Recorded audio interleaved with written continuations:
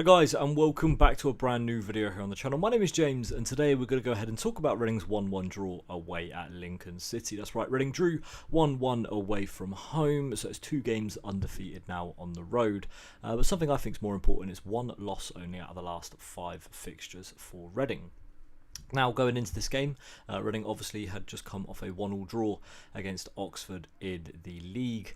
And in my opinion, probably should have come away with more today than a 1-1 draw. Now, the starting 11 for Reading in this fixture only saw one change. David Button remained in goal. The back four also stayed the same. Drew Dorset, Nelson Abbey, Tom Holmes and Andy Yeardom across that back four. You had Michael Craig sitting just in front of them in the defensive midfield position, with Harvey Knibbs and Lewis Wing in the centre of midfield. Paul McCarroll replaced Caelan Vickers on the left-hand side, with Femi Aziz playing on the right, and finally up front was Sam Smith. Now, Reading got off to the worst start possible in this game. Literally 2 minutes in, Nelson Abbey unfortunately conceded an own goal. Some poor work down the left-back side for Reading, that left-hand side of the defence. I don't know, it was just quite poor. Failing to close down the man that put the ball into the box. I don't know if it was Mandaru, but I missed the right-sided player either way that put the ball into the box. And yeah, just the ball got deflected off Nelson Abbey. He was underneath it, and it went past David Button. Look, it was poor from Reading closing down wise, and that's kind of all I have to say on the matter, as poor defending. After that though, Reading were much the better side. Reading actually put the ball in the back of the Lincoln net twice in the first half, and both times got ruled out. Femi Aziz down the right hand side played a brilliant ball into the box for Paul McCarroll. Paul McCarroll kind of nudged his man just the tiniest bit. The ball went in the back of the net, and Bobby Madley, who was the referee, gave a foul. Now, personally, biased obviously, I'm going to say it's not a foul. Lincoln fans are going to say it's a foul. Biased will always come into question with both sets of supporters, but personally didn't think it was a foul and thought Reading should have had a goal stand for 1-1. Reading continued to build pressure on Lincoln and continued to attack in the half. Lincoln actually went away in the first half with no shots at goal at all in the first half, but still managed to be 1-0 up.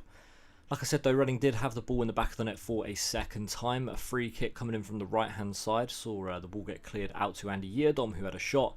The ball bounced around a little bit and came to Paul McCarroll, who put the ball in the back of the net, but was adjudged to be offside. Now, I've seen a few people debating on Twitter whether McCarroll was behind the goalkeeper or not.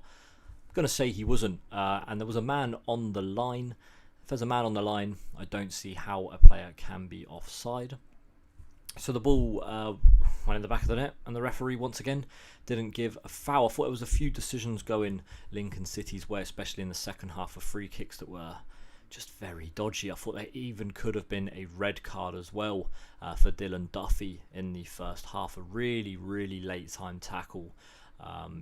Probably where it was in the pitch was probably the reason as to why he didn't get sent off, in my opinion. I thought it was really late. It was really dangerous. It was reckless as well. And he didn't have any control of himself in the challenge and should have been sent off. Look, I'm not here to moan about referees though here in this video. Second half saw Lincoln finally get their first shot. They actually had 4 shots in total in this game, none of them on target. So very, very disappointing there from a Reading perspective. Reading had 14 shots with 6 being on target. Supposedly though, no big chances coming from them, which I don't know whether I believe that at all. Reading did end up getting a goal back though. Eventually it was Harvey Knibbs who ended up scoring. Drew Dorset with a brilliant ball down the left hand side, played Harvey Knibbs in. He's then slotted it into the opposite corner and put Reading level. Reading, I thought, could have had a couple more chances to go in front, but a few times they were adjudged to be offside. Lewis Wing had a chance right at the end as well.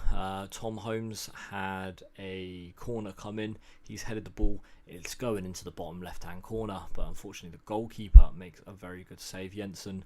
And Harvey Knibbs as well late on. This shot actually produced the corner that Tom Holmes had.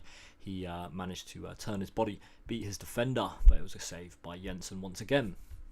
Like I said, 14 shots for Reading, 66% possession as well, and expected goals of 0.72 compared to Lincoln's 0.24. In the preview, obviously, we spoke about how Lincoln don't create many chances and tend to concede a lot. And in my opinion, I thought it was such a poor side today.